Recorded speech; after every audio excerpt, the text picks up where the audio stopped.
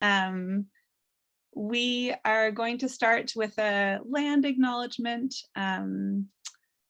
I want to begin by recognizing that we're all gathering on unceded and ancestral territories. I myself am a settler on Musqueam, Squamish, and Tsleil-Waututh lands.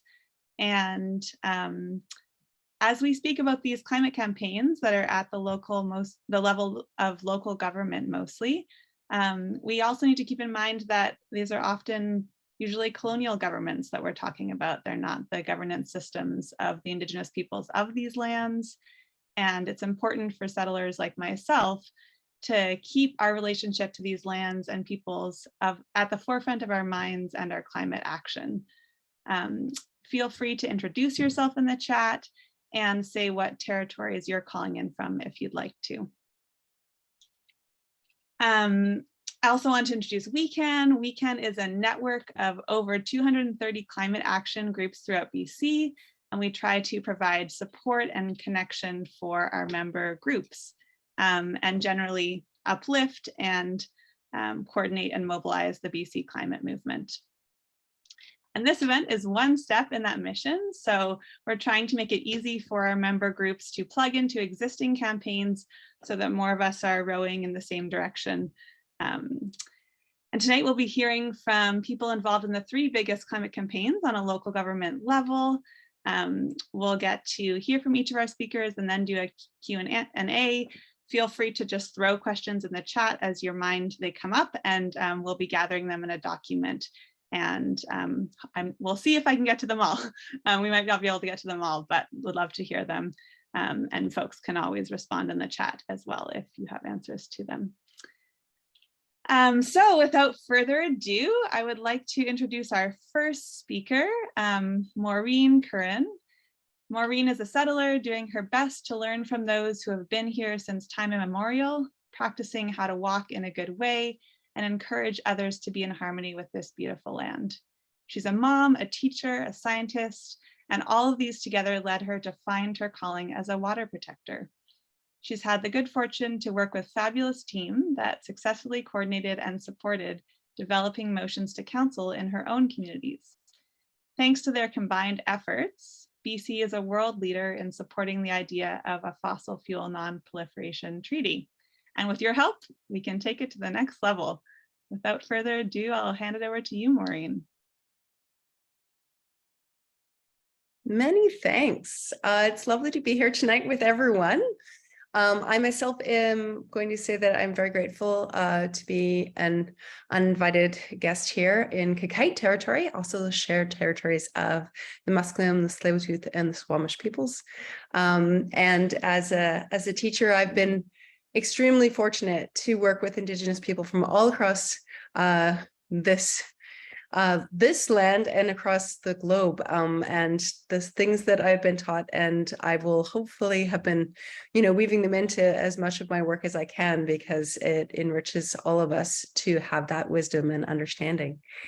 As mentioned, I am going to be talking a little bit about the wonderful fossil fuel non-proliferation treaty, which is indeed a massive mouthful, which is a lot of fun just to say it. So we tend to, I'm going to hit that presenter view, there we go, tend to try and shorten it up sometimes, but I'm curious to know, actually, this is where I would be great to sort of see that show of hands, how many people have heard a little bit about it. It has been hitting the news, and in fact, we got some good news today, because Honolulu just passed it. Hawaii and all of those places have been doing a lot of work. So there's a good number of you, it looks like, who have had some familiarity. I know there's a couple of my good friends and fellow motion makers and stuff here. So I will make sure that I hit on this for those of you that are new to it, so you don't lose track of what we're talking about. But the cool part about this treaty is that it did originate here in Vancouver, but it is a global initiative. So when you come before your city and when you're working with your neighbors, you may have to stop and explain about what it is and what it's for, and why it is so important that each of us as individuals, but also as a municipality and as a region are working to try and bring it forward. And also how it's different from just the standard climate emergency motion, which is where we were not that long ago. All right, so we know that this is the big fallacy that we are working really hard against. We hear a lot about what should be being done and could be done, and a few of this minor wins that we're having. But we know that meanwhile, every time we check, the industry's increasing fossil fuel production so that we keep having to change our slides and our numbers, because at one point it's 150 times what we could survive, then it's 200 times, it's double what we could actually manage to produce without going over that 1.5 that we degrees. And more and more we keep hearing about being locked into that 1.5 degrees or maybe going further, and it is entirely due to this constant increasing of production, exploring more oil fields, wanting to dig up seabeds, all these kinds of things. And they're using our taxes to do it. And that is the thing that I think sticks with a lot of us the most. They're literally killing people, putting our own future and safety in jeopardy. And we have to get away from these vague discussions about just emissions and look harder at the causes and how to change systems. And of course, get away from these stories about footprints and individual guilt and market forces. This truth to power discussions have to be happening, and we need to make it an issue and really clearly bring our leaders to account.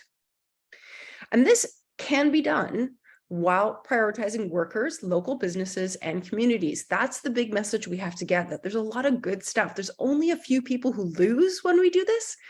And unfortunately, they happen to often be the ones who are really powerful.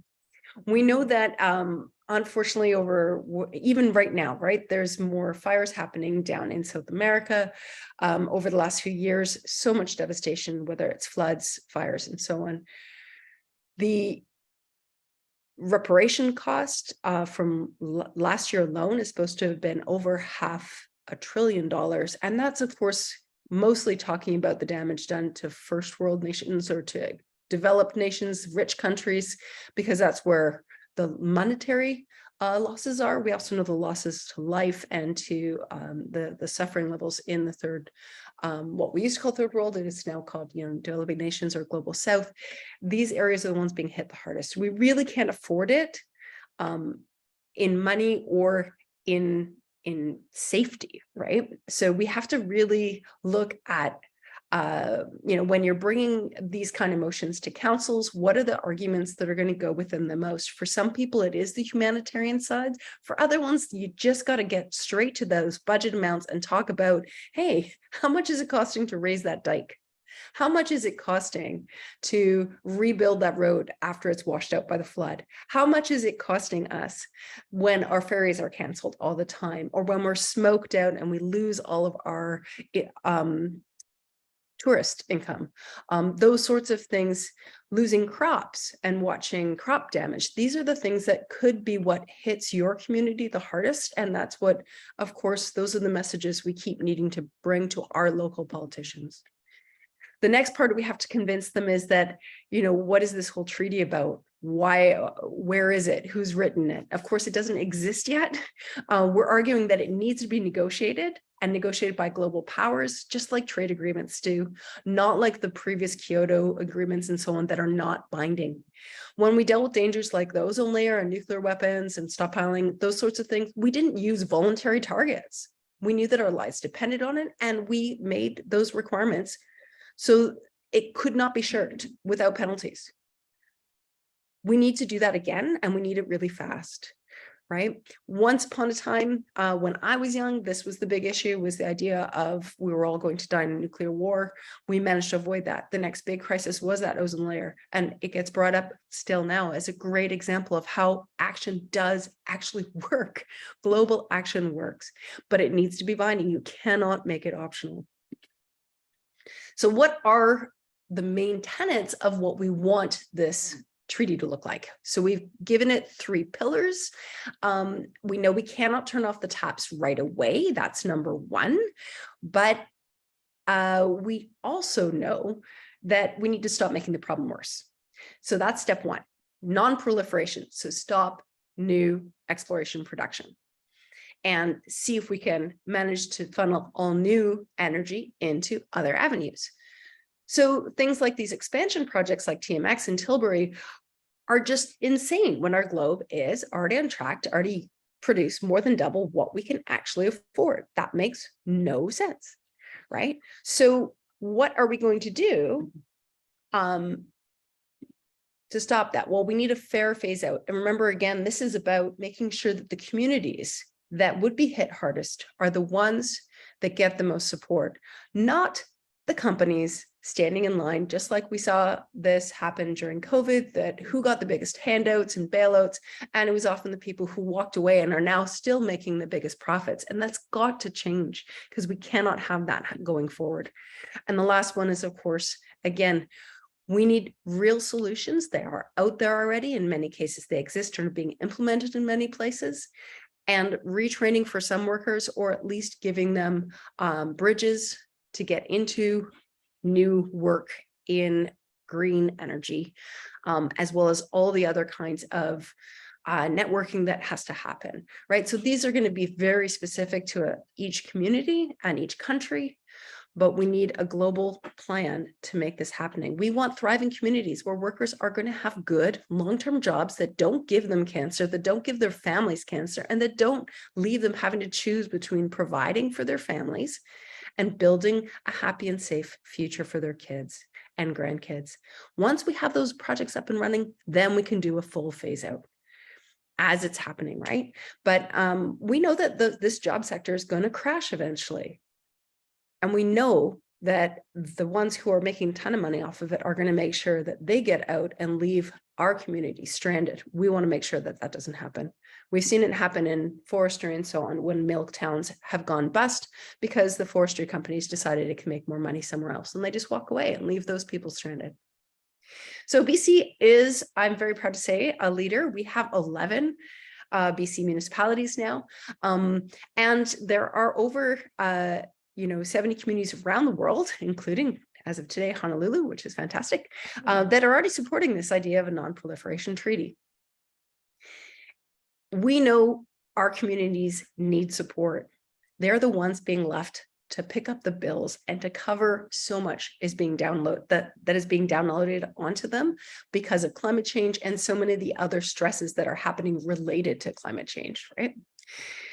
We know that housing issues are going to go up. We know that mental health issues are going up. All of these are related, and we're the ones that end up dealing with it on the ground.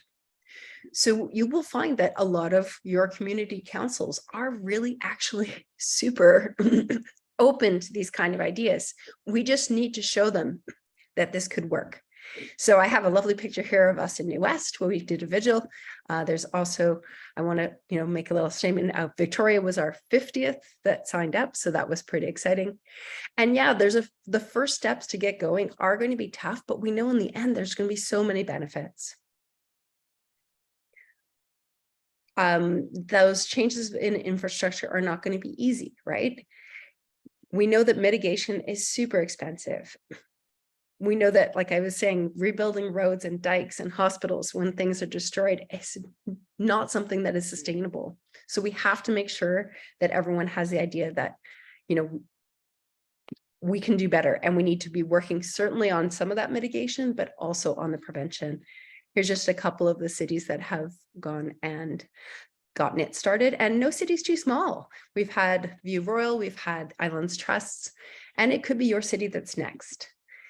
As said, before, the municipalities are the ones that are getting hit, and we can put pressure upwards. When we network together, this is one of the really cool things that's happened, is that a lot of these communities that have started off by making this treaty endorsement a motion have then followed through and said, well, we need to do more. This isn't enough. This is the discussion that's happening there. And I have to say those discussions are particularly rich when you bring a really good variety of people with you to the conversation. So we've had children And we've had parents and we've had doctors and nurses and business leaders coming and being a part of this conversation about all the reasons they see, whether it's health reasons, whether it's insurance and costs, all those things that lead to them wanting to say what's going to, why this is affecting them so much. So yeah, we could make a BC a leader in tackling climate change. We know that it's not happening at the provincial level, but if we push from the city level upwards, I really do think we can make a difference. It's already starting to happen. We're seeing cracks. We hope you can join us and keep calling on those leaders. You can, whether it's just writing a letter to your local MP or MLA and asking them why haven't they signed on yet, or asking them if they have, what else they're doing, or get connected locally and join some of our groups. We have all the tools ready to hand over to you to get started. It's not as hard as it sounds, particularly when we work together. There's a lot of people for whom this was the very first motion they brought forward. They'd never done it before, excuse me, but it was wildly successful in ways that they hadn't expected. They expected to go in and have to fight really hard, and it just went through with a landslide, and everyone stood up in favor and they were shocked. That is the kind of energy that is out there right now. So just going to close by showing you a few of the photos of the wonderful people that have taken part. Like I said, the youth voices are so powerful. And getting them involved and giving them something to do to stand up and speak to their leaders is a huge, huge thing to offer. Got to recognize that Fortis has even shown up to some of these meetings because they're actually kind of nervous.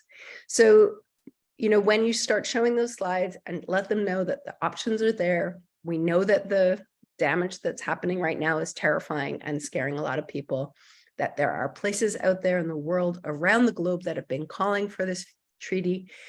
We need to say, well, who's going to join them next, and keep that motion going. So there we go. That's me. And thank you very much for listening. And I hope if you have questions, or if you've had any thoughts about, hey, maybe I could bring this to my council, the answer is yes, you can. And just ask. We'll be sharing a link to a drive that has some files, and we're always here to help you edit them and get them ready to, whether it's printed in the paper or take to your council. Thank you so much, Maureen. That was incredibly inspiring, and it's so exciting to hear there's a new municipality that has just joined on today.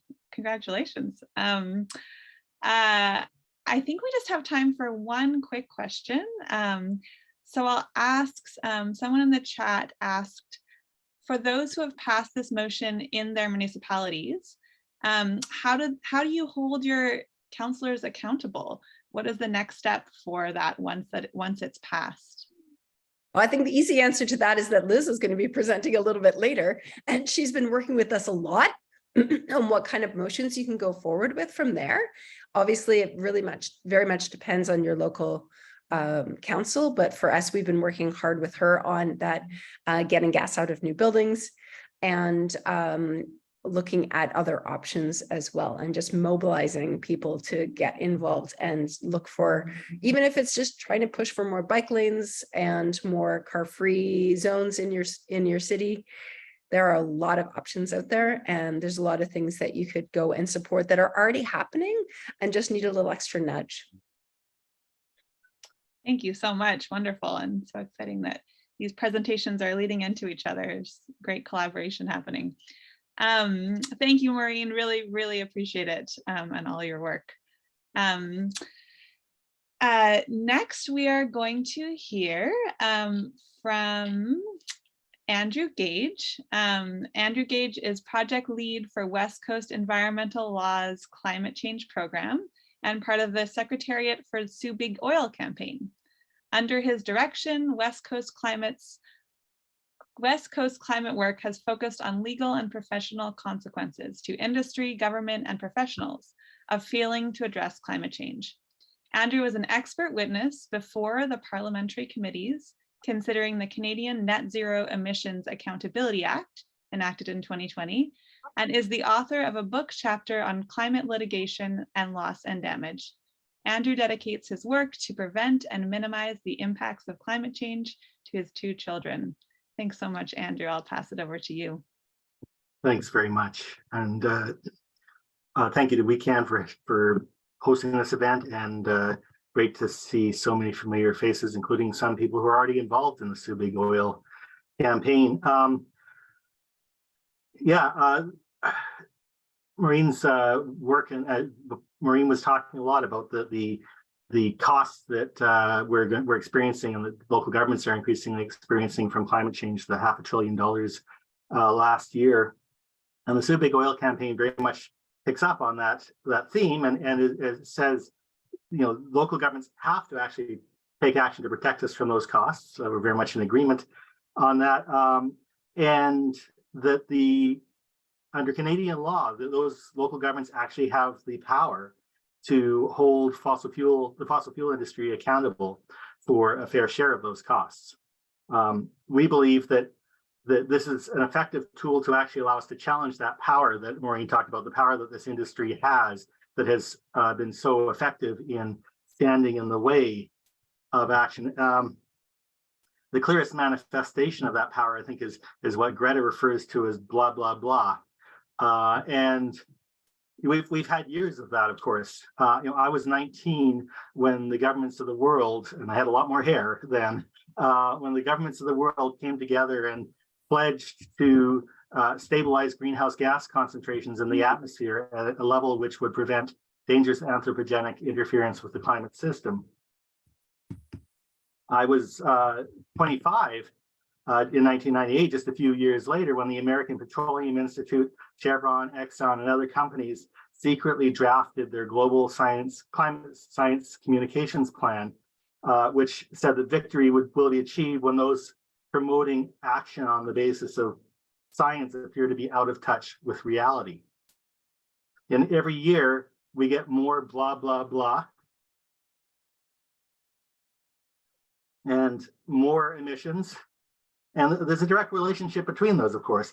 And I think we know that the emissions come from the burning of fossil fuels, but where does the blah, blah, blah come from? What compels our business leaders, our political leaders, our civic leaders to put short-term economic gains ahead of the health of our planet and the health of our communities?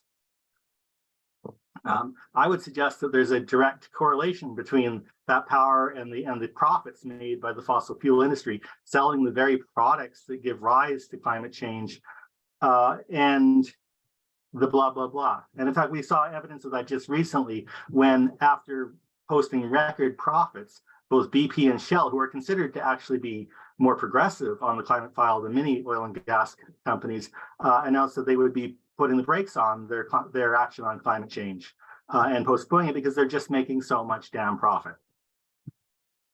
So it is my suggestion, as a suggestion of the Soo Big Oil campaign, that until we can actually directly challenge those profits, we are going to continue to come up against that power. We're going to continue to not move with the speed we need to on climate change.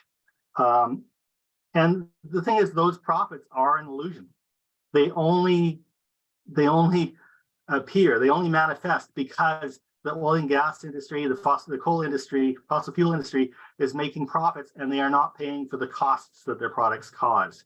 We have a society that keeps those almost entirely separate. And as long as that's the case, Shell, BP, Exxon, and their investors are going to keep pocketing profits, well, our communities keep paying the costs, and communities around the world keep paying the costs. And it's what we're trying to do with Soo Big Oil is to bring those costs together, to actually get the expenses, some portion of the harm that's being caused to communities in BC and around the world, on the balance sheets of these companies, because then the illusion is lifted. We can see that they are not actually wealth creators, but climate debtors. And it's because of blah, blah, blah, and the power of this industry that 600 people died in 2021 from the heat dome, that was 150 times more likely to occur due to climate change. And it's because of blah, blah, blah, that the city of Vancouver is paying almost $1 billion, expecting to pay almost $1 billion a year for sea level rise. And the city of Abbotsford is expecting to pay billions to deal with rising, dealing with flooding. And the province of British Columbia is paying billions of dollars to deal with fighting wildfires. The Insurance Bureau of Canada, hardly a radical organization, says that Canadian local governments should be spending $5.3 billion each year just to prepare for climate change. Not necessarily their own resources, that can come from other levels of government, but they're ultimately talking about which bundle of taxpayer dollars will pay for these costs while letting the industry off the hook. The So Big Oil campaign says enough. We say the fossil fuel industry knew that their products would cause this harm, they profited, and they need to pay their fair share. How much of that $5.3 billion are they expecting to pay? None of it. And BC's local governments have no cost and no plan for the most part about how to raise funds. In fact, they're not really grappling with the huge costs yet of what we need to pay to keep ourselves safe. It has never been legal to knowingly sell a product that destroys property and kills people. And you have to, if you do that, you're in the same shoes as big tobacco, big asbestos, and big pharma before you. You will be taken to court and you will be made to pay your fair share. So the campaign calls on local governments to protect us from the impacts of climate change, including by working together to bring a class action lawsuit, pooling their resources and efforts to bring a class action lawsuit against global fossil fuel companies like Shell, Chevron, and ExxonMobil. This is the So Big Oil website. If you haven't signed the So Big Oil Declaration, feel free to go now to www.sobigoil.ca and sign. No one, of course, is saying that the fossil fuel industry is 100% to blame for climate change, but we all need to do our part. What we are saying is that the fossil fuel industry, that includes the fossil fuel industry. If we are all responsible for climate change, the fossil fuel industry is also responsible. And when we look at the numbers, it turns out they are quite a bit more responsible. Their part is very big. Just 5 companies are responsible for about 14% of human-caused greenhouse gases. And forcing those companies, all of these companies, to pay something, some of the fair shares, puts that on their balance sheets and changes the conversation. The day a lawsuit is filed, it'll begin having an impact. Because people will sometimes say, oh, but this is going to take decades. I don't know it'll take decades, but it will certainly take some time. But the moment you file a lawsuit, they have to disclose to their shareholders that they're being sued. Very early on in the process, a judge, as part of a class action, has to certify that there is an arguable case, that this case could be won by the municipalities, which dramatically increases the risk for these companies. And the companies need to be able to show to a court that they are behaving responsibly, because the more irresponsible they appear to be, the more likely they will be held liable. It may also encourage the transition as investors sort of see these as more and more risks. Our goal is to actually have it a part of conventional wisdom that these companies should pay their fair share and that we should not be on the hook for 100% of it, which is what is the case currently. Of course, if we win, when we win, fossil fuel companies will be ordered to pay a fair share of the cost, which means that those expenses will be directly on balance sheets. Local governments will get needed resources to help prepare for climate impacts. But I think, yeah, the most important thing is the precedent and the fact that these liabilities are on their balance sheets, creating a huge incentive for the world to actually rapidly move away from these products. Now, this type of litigation is legally possible. There are over 40 lawsuits filed in the United States currently by local and state governments, including by the city of Honolulu, interestingly enough. So, yay, Honolulu. There's a case in, this is the lawyer for Friends of the Earth Netherlands, or Milieu Defensie, who successfully sued Shell for not doing enough to reduce emissions from their products and take responsibility for the products. There's also lawsuits in Germany, a similar lawsuit in Switzerland. So this is a growing movement internationally, and the Shell case, as I said, has actually been won. The cases in the States are hung up on procedural issues, but for the most part, the courts there are also ruling that these are arguable cases that should be allowed to go ahead. It's international. Most of what we do on climate change is about reducing, Canada reducing Canada's emissions, BC reducing BC's emissions, Saanich reducing Saanich's emissions, or whatever jurisdiction you're looking at. Because the harm is caused internationally, but occurs here in BC, Under Canadian law, there's a pretty strong argument that you can sue global companies for their global emissions. Now, Canada's global emissions are historically about 1.6, 1.8% of human-caused greenhouse gases. Chevron's are 3.2%. So if you sue one of these companies, you have an impact that goes well beyond Canada's borders and essentially sets an international price on carbon. It's financially manageable because the case would be brought as a class action. The local governments can pool their resources. We can do fundraising to support that.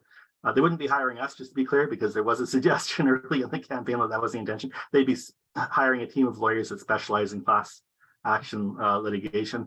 The ask of the campaign is that each local government initially put $1 per resident, which is manageable for municipalities of every size. They then pool those resources and hire a legal team. And it's popular. We've actually polled on this, and as long as people understand that this is about a choice, this is key. They have to understand that this is about a choice between taxpayers paying everything and the industry paying nothing, or the industry paying some and their share. There's very strong support for that across the political spectrum. So how do we go about doing this? The barriers are less legal and more political. It's that we don't talk about climate change in terms of these real harms. People don't understand that we are actually already, the city of Vancouver is paying $50 million a year just to respond to the impacts of climate change, not mitigation, not reducing emissions, just to respond to impacts and to some of the adaptation measures that they need to put in place already each year. So, most municipalities aren't tracking it very well yet, but the costs are huge. So how do we overcome that political reluctance? Well, there's the Sue Big Oil Declaration on the Sue Big Oil website, and we're hoping that as many people as possible need to sign that. Again, please share it with your members, supporters, friends, family. There's the operative part of the declaration. We're calling on local governments to take urgent action to set aside $1 per resident, to join with other local governments in filing a class action and working to build a more equitable and sustainable systems, and to cooperate with Indigenous peoples in doing so. We have a wide range of organizations that have endorsed and a smaller group that have, I was supposed to say there, they have partnered. The partners are the groups that are very actively working with us on the campaign. The endorsers have just said, yes, we think this is a good idea, maybe helped with some social media. There are some that sort of bridge. There are some groups that are on the endorser side that actually have been more active, but haven't chosen to characterize themselves in that way. So if you or any of your groups, if you see groups that are not up there that should be joining us, please encourage them to reach out and endorse the campaign. And if they want to get involved more actively, we'd love to have more partners. We do have Sue Big Oil action teams springing up in a number of communities around mostly the South Coast at this point. But it's a BC-wide campaign, and we are looking for groups or individuals who want to start groups in communities across the province. And so we'd love to hear from you if that's something you think you'd be interested in doing. One of the things that's been interesting is the way that both the action teams, but also groups that we partner with, just take the campaign and make it their own and move in new and interesting directions. Take Up the Establishment is a youth group based out of, well, it's national, but with some presence in Vancouver, that got really keen on the idea of, we floated the idea of a Sue Big Oil house party in which you would invite friends and neighbors to hear about the campaign, and they said we need to put more party in it. And so they've developed a Sue Big Oil house party kit that has menu items, a playlist, drinks menu, games, activities that people can do. And of course, we know that one of the problems with climate change is so few people talk to their neighbors and friends about it. Having a space for members of a community to come together and have a conversation in a way that's less threatening is, I think, really exciting. The launch event is actually on Friday for those of you who are in Vancouver, but the House Party Toolkit is already on the website, so suebigoil.ca on the resources page. And you're also all invited to attend the talk that Jeff Dembicki is giving next Wednesday for, he's the author of the Petroleum Papers, sponsored by Sue Big Oil and Sue Big Oil Sunshine Coast, which is one of our action teams. And yeah, I should mention Sue Big Oil Sunshine Coast is going to Gibson's Council on 7th, I believe it is, to ask their council to put aside the $1 per resident and join the lawsuit. City of Vancouver has previously voted to put money towards the case as well, but the new council has not yet voted one way or the other on whether they'll keep that in the budget. So, there's some initial momentum there. We only launched this campaign in June, so we're really excited to see so many different groups springing up across the province. And we hope you'll join us. And even if it's not something you work on directly, take on board the fact that this industry does not have a right to destroy our atmosphere in this way, and that we all should expect them to pay their fair share of the costs and make the changes that are necessary to leave, to move forward with a livable planet. So my contact information is there. The Subig Oil website's there. We'd love to hear from any of you, and I'd love to hear any questions. And I probably went over my time. Thanks so much, Andrew. That was really incredible, and I love to see how folks are engaging in the chat. There's a lot of conversation off of what you've said already, so feel free to keep that up. You can also ask questions in the chat now, and I'll read one or two out, and then Andrew may also be able to answer other questions in the chat while we're going in our next presenter as well.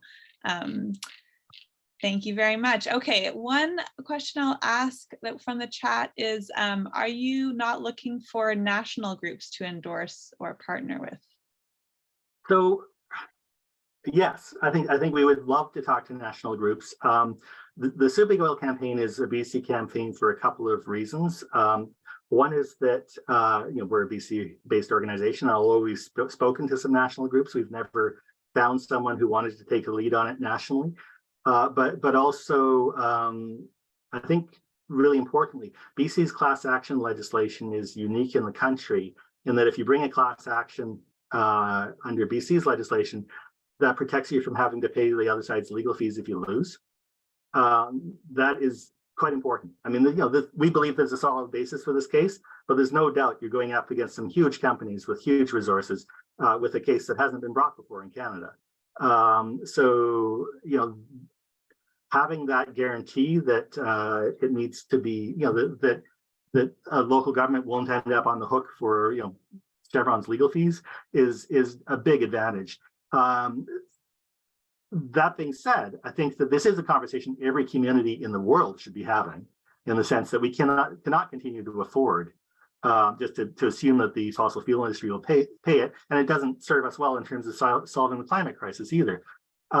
So we absolutely would be delighted to have conversations with national groups that want to figure out or groups in other provinces that want to figure out what this campaign would look like in their jurisdiction or nationally.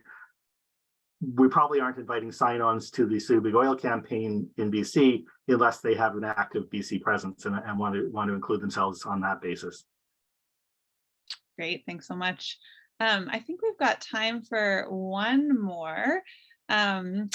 And I'm going to try to kind of paraphrase a little bit because it's a longer one. And there has been some great conversation in the chat going on as well.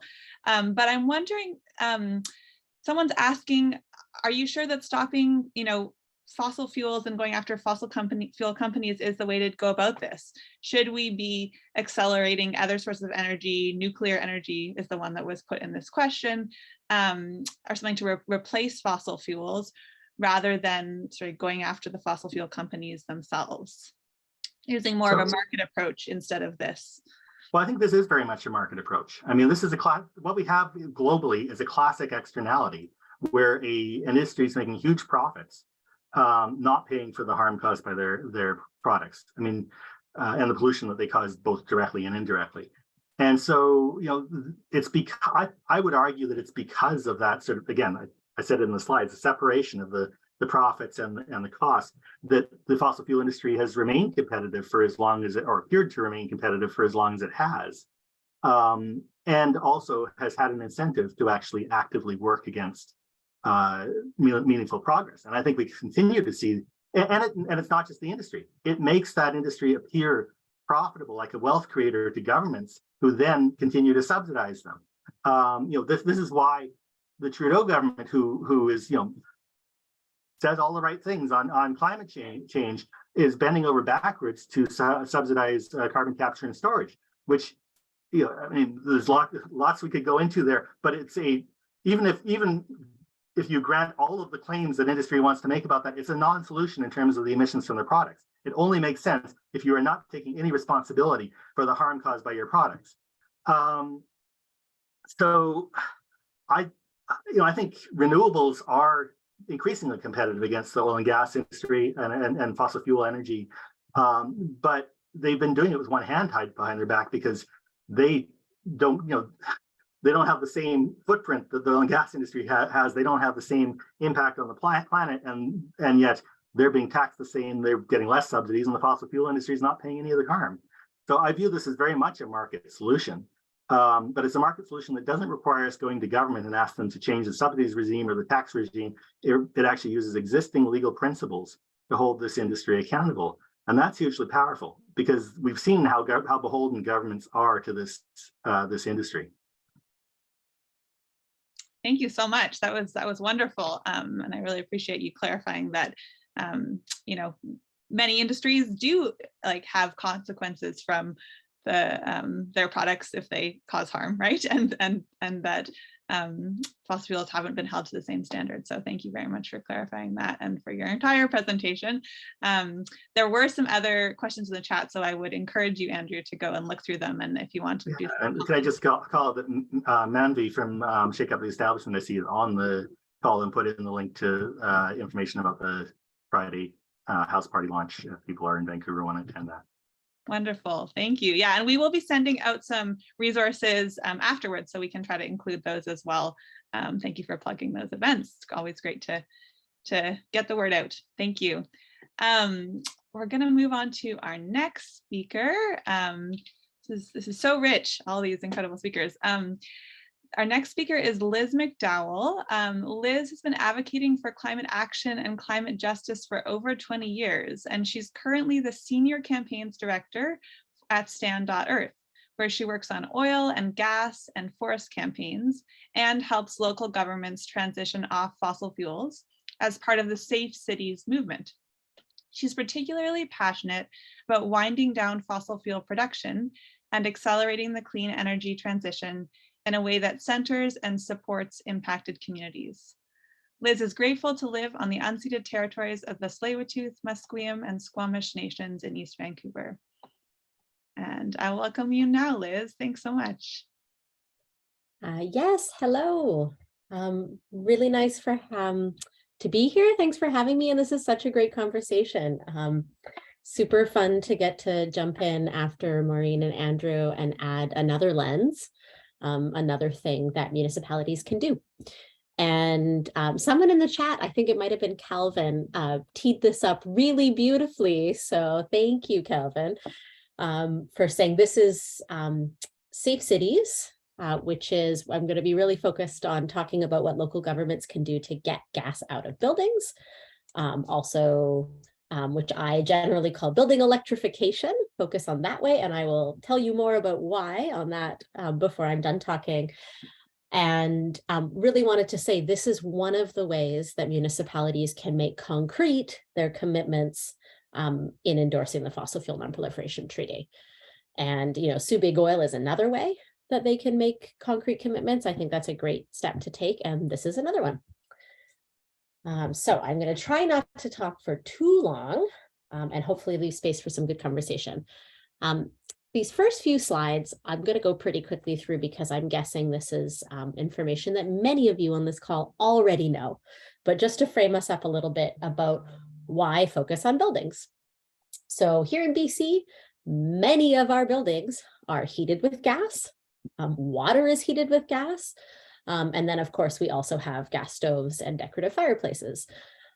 Altogether, burning gas in buildings indoors is responsible for 12% of the province's emissions. And in cities, that rises to 40% or higher. So in Vancouver, for example, it's actually 57% of all emissions are from burning gas in buildings.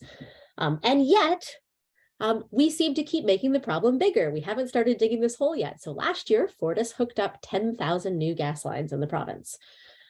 So as they say, if you're in a hole, first stop digging.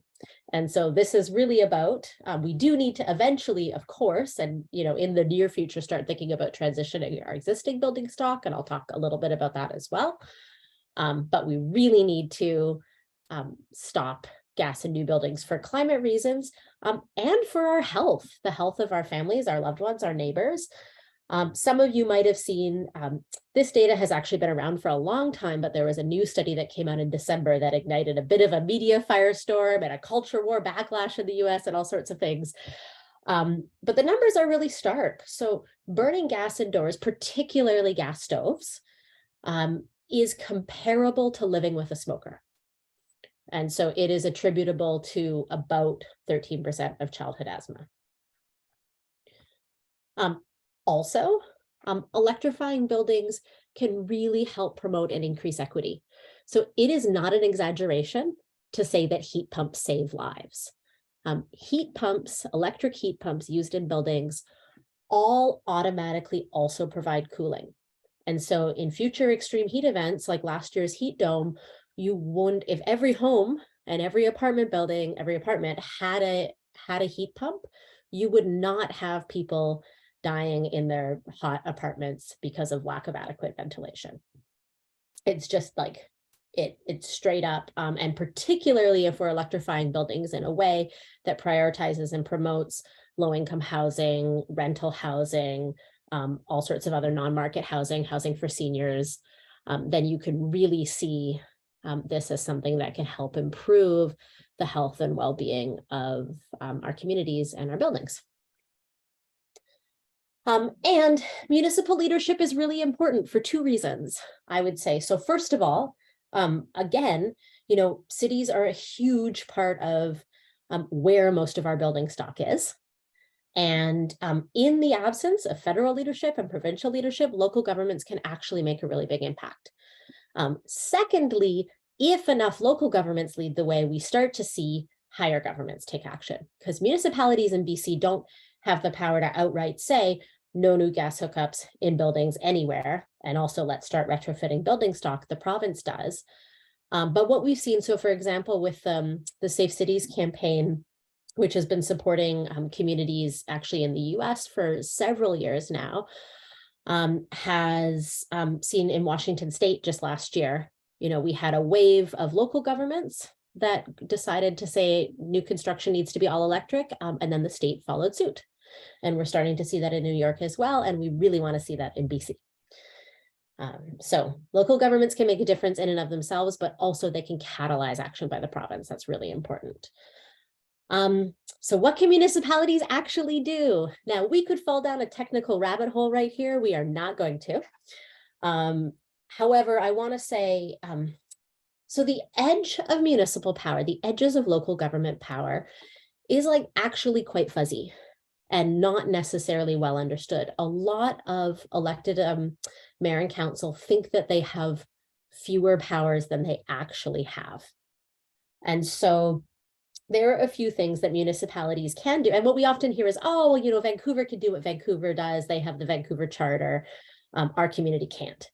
So there are a few things that municipalities definitely can do. And in some of the resources I'll share around later, we actually have sample policies that have been passed in the District of North Vancouver and in Victoria, and an even best practice model bylaw that hasn't been passed anywhere yet, but that could get passed, that communities anywhere across the province can do. So first of all, local governments can incentivize low carbon construction. They do this through the Energy Step Code, which is something we have in BC and doesn't, like not all provinces have that. It's unique here. And they can do it by basically incentivizing a low carbon energy system. The thing that no municipality has done yet, but that according to all of the expertise and legal advice that we've got, there's no reason why they couldn't, is municipalities can actually define these low carbon energy systems as all electric, which means no gas hookups.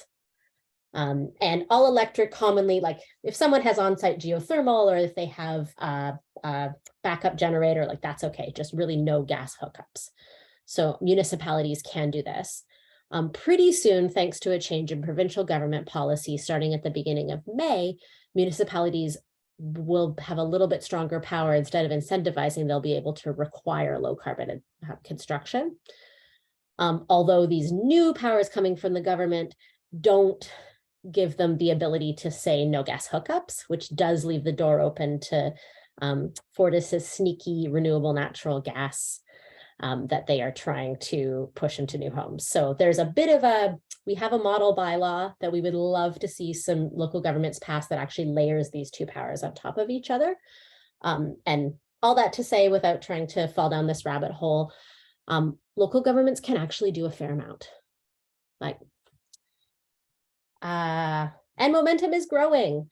And so far, and this might even be out of date because I pulled these numbers last month, but we have, over a dozen municipalities across BC that are either incentivizing or requiring low carbon construction. A couple have jumped the gun on the new provincial rules coming and have just said, well, we know they're coming, so we're going to do this now. And then Vancouver actually was the first, so this was special Vancouver powers, but they're the first municipality in Canada and one of the first in North America to start putting some policies in place that will actually require gas phase out in existing buildings. And they've just tackled the largest commercial buildings, so it's definitely only a very first step. And of course, with the current council in Vancouver, it might be a little bit longer before we see something stronger there, but it was a first in Canada. Oops, sorry, too far. And so I just wanted to talk about, if this is something that you want to do in your own community, there are a bunch of resources and support that Safe Cities can give. And I want to actually just right here also shout out Maureen and a bunch of organizers on this call, from Sunil to Lori Parkinson, to folks who have been working really hard to dive into the details, to develop resources, to advocate in their communities and their municipalities, and to support, and with their support, pulled together some resources for community advocates. So a toolkit that I think Sunil will share the link for if he hasn't already. I'm not checking the chat right now, where with everything from talking points to a little bit of a one-on-one of what is the STEP code and what is a low carbon energy system, to a document of these sample policies and model policies, and other resources like that. We also convene, it's like it's not public facing, but we have a network of elected officials and staff who are advocates and allies and taking action on these policies. It's about 250 folks from mostly the US, but some in BC now. And so also, if you have climate champions in your community on council who needs support and resources to specifically work on policies around building electrification, we've got support there too. And then finally, we also want to keep up pressure on the province at the same time, because the ultimate goal is that the province sees all this municipal leadership and passes policies that say all electric new construction, so no gas hookups in new construction, and then starts on a strategy to retrofit our existing building stock, which is complex and has all sorts of dimensions around equity. How do we make sure that as homes are getting renovated, renters aren't getting rent-evicted? How do we ensure that people who need access the most can have it first? How do we fund it? How do we make sure we have enough workers who can install heat pumps? Like, there's many dimensions, it's complex. That needs to happen. And the province is the only place where there's jurisdiction. It should be happening at the provincial level. So I'm going to share links. Both Stand.Earth and Dogwood have digital tools where you can advocate, send a letter to EB and Cabinet, calling on him and his team to get gas out of buildings. We actually know that the province is thinking about updating the BC building code to potentially match Vancouver's. So your voice really does matter here. And then finally, I just wanted to end on a little note on messaging, which is, so speaking of the culture war that was ignited in the US around this article around gas stoves, we don't talk about gas bans. And we actually don't even talk about gas-free buildings very much. And the reason why is because talking about building electrification, which is the thing that we're for, has way broader public support everywhere we see it. And if we look to our neighbors to the south, folks working in all sorts of different states and contexts in the US. Building electrification just works better. It's politically more acceptable. It prompts less backlash. That's something that is just like, if I can leave you with one messaging tip. I know that, the title of this webinar had a really nice rhyme, so that's perfect. But instead of talking about no new, I would talk about building electrification. Sometimes we also talk about cozy homes, homes that are warm in the winter and cool in the summer, and that are affordable. Because heat pumps are so efficient. They're actually, cheaper than gas heating and much cheaper than electric baseboard heating. So, just really talking about what we want to see, because actually this vision of the future is pretty great. Homes that are safe, homes that are healthy, homes that are cool and like resilient to future climate impacts. So I just encourage you to, as you're thinking about your advocacy, think about how you can frame it up in terms of what we want to see. And finally, I will leave you, this is our Safe Cities campaign website. If you go there, I think there's a button that says get involved, and there's a page with a bunch of resources for organizers. And that's my email address. Feel free to reach out anytime. I'll put it in the chat as well, because I'm going to stop screen sharing now. Thank you so much, Liz. That was wonderful, and so great to hear that municipal governments have more power than sometimes they know they do, and also that all of these, different initiatives can have larger scale. I feel like I heard that from all of our presenters. Can impact provincial, can impact other levels. So thank you so much. We've got a few questions in the chat, and I think the first one I'll ask is whether whether the BC government is working on advancing a PACE program, and maybe you can also just quickly explain what a PACE program is in case folks don't know. Yes, so Safe City, so a PACE program is around financial incentives for retrofitting building stock and transitioning building stock. And I think, like, from our perspective, we're actually not focused on PACE as much, because although that's really important, I think I saw someone in the chat asking, like, where is Climate Caucus in this? So what I want to say is there are networks like Climate Caucus and like the Community Energy Association who have great resources for staff and local governments to help them access financing, to help professionals in the sector access financing and access support and resources. So we don't want to be duplicative. We are not focused on that. We are focused on how we can support community activists and local government leaders to pass policies that either strongly encourage or require lower zero carbon new construction. So that's kind of how it works in tandem. And to maybe just to jump on, because I saw a couple of folks talking about Climate Caucus. Yes, we would love to present to them, and we've been in conversation with them a lot.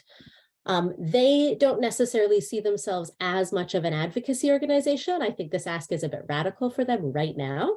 And if more Climate Caucus members were saying, we want to take action on this, then I think they might take it up a bit more. So currently, honestly, what they do is when they have a city councilor who's interested in passing policies around building electrification and getting gas out of buildings, they just connect them with me directly. Great, thanks so much, and good plug for any Climate Caucus members who are at the event. Thanks, Liz. We've got a couple other questions. I think we'll do one or two more and then we'll wrap up. One person was asking what the name of the study around asthma was. They'd never heard of this study and wondering if you could expand on that. Yes, you know what? Once I'm done answering questions, I will find it and I will share it with you. It is peer reviewed. It is very reputable. I'll just pop the link into the chat. I don't have it up handy, but I'll get it for you. Perfect. Thank you. And I should say it will definitely be linked in our toolkit, but I'll pull it up. Great. One person was also wondering how many new electric installations there were compared to gas installations. I'm assuming in the last year, perhaps? Oh, that I have to say is a question I do not know the answer for. What I can say is that, so if we're looking at new buildings, so and this is, again, I'm not an engineer, so I'm not following these building trends in great detail, just in the way that But what I have heard from low carbon building experts is that like right now in BC, if you're looking at apartment buildings, actually a good chunk of them, like 80% of them, are being built with electric heating, and generally also hot water right now. However, what is happening in kind of a sneaky way is that in municipalities also where low carbon construction has been incentivized, but there's still room to have gas stoves and gas fireplaces, Fortis is actually, and we're hearing in places like Vancouver and even Squamish, Fortis is actually subsidizing gas lines into new homes just to get the gas lines in, for example, a stove, and then hoping that people might convert heating later as well. Now that said, a lot of the new construction that's electric, I believe, is not heat pumps yet. So a lot of it is baseboard heating, which is cheap, but really inefficient and doesn't have that cooling functionality that we need. So we still have a bit of a ways to go. Thanks so much. And we'll maybe just do one last question. Someone is saying that Fortis is also pushing for renewable natural gas in Burnaby, converting food waste and yard waste into biofuel, processing it into renewable natural gas. Is this a solution, do you think? Oh, I have so much to say about renewable. And thank you so much to Maureen and Guy for putting all the links in the chat. I really appreciate you.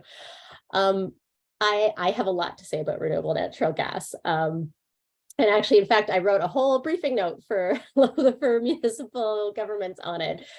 After I realized that Fortis was doing a bit of a dog and pony show around, and I'm happy to share that as well. And it is also linked in the toolkit somewhere. But so two things.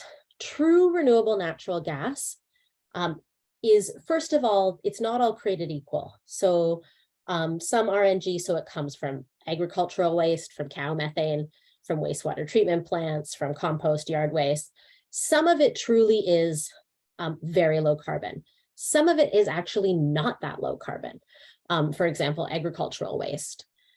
We also a lot of RNG comes from sources, it's very expensive and it's very rare, and it comes from sources that we hope will decline in the future. Like, we don't want to see landfills growing and growing and growing. We don't want to see unsustainable animal agriculture growing and growing and growing. These are actually things we hope to have less of in the future. RNG, and the Sightline study that Guy posted is great. My perspective, because RNG is rare and expensive, we should be using it for sectors that are incredibly hard to decarbonize, like heavy industry, cement. That is what we should be using RNG for. Should we be pumping it into houses to heat them when we could do that with efficient heat pumps? Heck no. So for sure we shouldn't. The real challenge in BC, the thing that's happening here that I haven't seen happen anywhere else on Earth yet, is Fortis and like with support from the BC government so far, is quietly trying to change the definition of RNG to call it renewable and low carbon gases, and include things like green hydrogen, blue hydrogen, biomass. So something called syngas, which is synthetic gas made from wood pellets and wood waste, and lignin, so kind of wood products. So they're also trying to sneakily expand the definition of what actually is RNG. So because of that, so the presentation that Fortis is going around and giving to councils, they're actually saying, oh yeah, there's enough RNG to more than double the province's current use. That's because they're changing the definition of what it is. And so be very wary of those stats because they're just not right. True RNG is very, very rare and should not be used in homes. Thank you. Sorry, so I said I do have a lot. It gets me fired up. It does. No, that was great. That was wonderful. Thank you so much. That clarified. I think it was crystal clear. Can I just jump in? Because I actually think that I totally agree with everything Liz just said. But I think that it points to sort of this broader pattern of industry taking something that actually in its proper context is a solution, and then saying, oh, that means we can do it here in places where it's entirely inappropriate. I mean, I actually think carbon capture and storage and direct air capture arguably fall in the same category, where there are climate models that show limited use of those technologies in order to achieve more ambitious climate targets, and industries using these technologies that, first of all, have never been at scale, but even assuming you could get to scale, they would be very useful in in certain contexts, but they're then saying, and therefore we can expand oil and gas production, which no climate model in the world suggests. I mean, like there's no basis in it. So, I think it's really, I don't know if there's a way to bring together those narratives, and because it's very sneaky of them, because it's not that these solutions aren't actually solutions. It's that they are not appropriate for the way that they're proposing to be used. And how that's a complicated message, unfortunately, because it's difficult to say this isn't a solution at all. And it's more complicated to say this isn't the right solution for this particular problem, but they take advantage of that. And I think it's a broader problem than just any one solution. You're so right, Andrew. And I think what I would say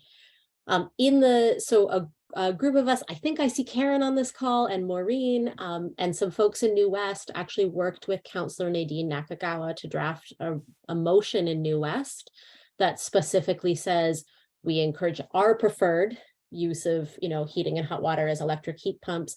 RNG should absolutely be saved for the highest and best use, which is not home heating. So there's some sample language there that local governments can take as well around, as you say, Andrew, RNG is good for the right thing in the right way, but not for this. Thank you so much. Yeah, for both of you for clarifying that.